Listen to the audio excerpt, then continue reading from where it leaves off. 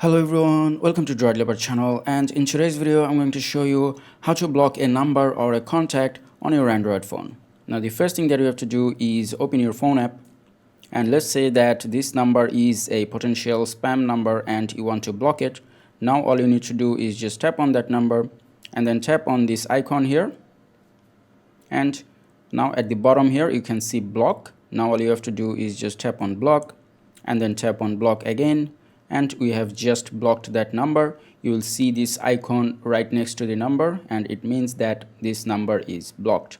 Now if you want to block a contact, all you have to do is just go to contacts and then find that contact that you want to block and then tap on that same icon, and then from the bottom here tap on more and then tap on block contact and then tap on block, and we have blocked this contact as well.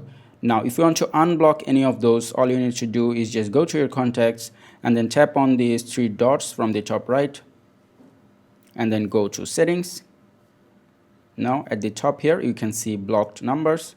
Now tap on it, and here you can see the numbers that we have blocked.